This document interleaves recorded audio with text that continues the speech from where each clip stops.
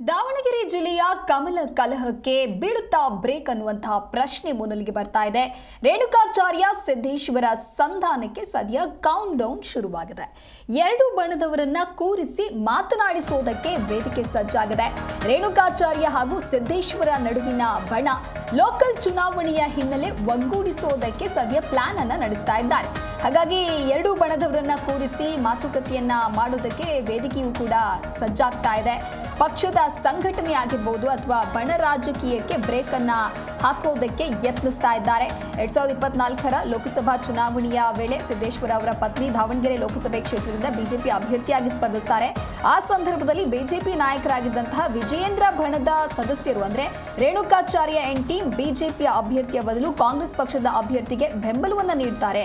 ಹಾಗಾಗಿ ಅದು ದೊಡ್ಡ ಮಟ್ಟದಲ್ಲಿ ಬಹಿರಂಗ ಹೇಳಿಕೆಗೂ ಕೂಡ ಕಾರಣವಾಗುತ್ತೆ. ದಾವಣಗೆರೆ ಬಿಜೆಪಿಯಲ್ಲಿ ಆಂತರಿಕ ಕಲಹಕ್ಕೆ ಕಾರಣವಾಗಿತ್ತು. ಹಾಗಾಗಿ ಕಮಲ ಕಲಹಕ್ಕೆ ಸದ್ಯ ಬ್ರೇಕ್ ಬೀಳುತ್ತಾ ಅನ್ನುವಂಥ ಪ್ರಶ್ನೆಗಳು ಸದ್ಯ ಮುನ್ನೆಲೆಗೆ ಬರ್ತಾ ಇದೆ. ಯಾಕೆ ಅಂತ ಹೇಳಿದ್ರೆ ಆ ಎರಡೂ ಬಣ ಏನಿತ್ತು, ಎರಡೂ ಬಣದವರನ್ನ ಕೂರಿಸಿ ಮಾತನಾಡೋದಕ್ಕೆ ಸಕಲ ಪ್ಲಾನ್ ಅನ್ನು ಕೂಡ ಮಾಡಿಕೊಂಡಿದ್ದಾರೆ.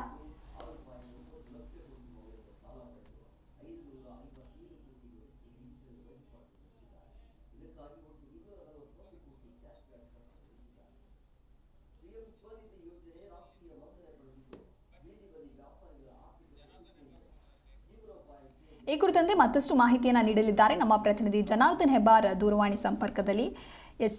ಹೆಬ್ಬಾರ್, ಈಗ ಆಗ್ತಾ ಇರುವಂತಹ ಬೆಳವಣಿಗೆಗಳನ್ನ ನೋಡ್ತಾ ಹೋದ್ರೆ ದಾವಣಗೆರೆ ಜಿಲ್ಲೆಯಲ್ಲಿ ಕಮಲ ಕಲಹ ಯಾವ ರೀತಿಯಾಗಿ ವಿಪರೀತ ಏರಿತು ಅನ್ನೋದು ಗೊತ್ತಿದೆ.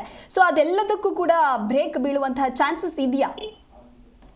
ದಿವ್ಯಾ, ಕಳೆದ ಲೋಕಸಭಾ ಚುನಾವಣೆಯಲ್ಲಿ ಟಿಕೆಟ್ ಹಂಚಿಕೆಯ ಸಂದರ್ಭದಿಂದ ಆರಂಭವಾದಂತಹ ಕಲಹ ಇದು ಇವತ್ತಿನವರೆಗೂ ಕೂಡ ಮುಂದುವರೆಕೊಂಡು ಬಂದಿದೆ. ರೇಣುಕಾಚಾರ್ಯ ಮತ್ತು GM ಸಿದ್ದೇಶ್ ಇವರಿಬ್ಬರ ನಡುವೆ ಬಣ ಸೃಷ್ಟಿಯಾಗಿ ತೀವ್ರ ಮಟ್ಟದ ಕಾದಾಟ ಅವತ್ತಿಂದನೂ ಕೂಡ ನಡೀತಾ ಇದೆ. ಅದನ್ನು ಸರಿಪಡಿಸೋದಕ್ಕೆ ಸಾಕಷ್ಟು ಬಾರಿ ಪ್ರಯತ್ನ ಮಾಡಿದ್ರು, ಮೀಟಿಂಗ್ ಮಾಡಿದ್ರು, ಸಾಧ್ಯ ಆಗಿರ್ಲಿಲ್ಲ. ಈಗ ಖುದ್ದು ರಾಧಾ ಮೋಹನ್ ದಾಸ್ ಅಗರ್ವಾಲ್ ಬಿಜೆಪಿ ರಾಜ್ಯ ಉಸ್ತುವಾರಿ ಮತ್ತೆ ಪ್ರಹ್ಲಾದ್ ಜೋಶಿ ಕೇಂದ್ರ ಸಚಿವರು ಇವರೆಲ್ಲ ಸೇರಿ ಕುತ್ಕೊಂಡು ರಾಜ್ಯಾಧ್ಯಕ್ಷರು ಇವರೆಲ್ಲ ಕುತ್ಕೊಂಡು ಸಭೆ ಮಾಡಬೇಕು ಅಂತ ತೀರ್ಮಾನವನ್ನ ಮಾಡಿದ್ದಾರೆ. ಇವತ್ತು ರಾಜ್ಯ ಬಿಜೆಪಿ ಕಚೇರಿ ಜಗನ್ನಾಥ್ ಭವನದಲ್ಲಿ ಸಭೆಯನ್ನ ಕರೆದಿದ್ದಾರೆ. ಇನ್ನೊಂದು ಕೆಲವೇ ಕ್ಷಣಗಳಲ್ಲಿ ಪ್ರಹ್ಲಾದ್ ಜೋಶಿ ಕೂಡ ಆಗಮಿಸ್ತಾರೆ. ಅನಂತರದಲ್ಲಿ ಸಭೆ ಆರಂಭ ಆಗುತ್ತೆ.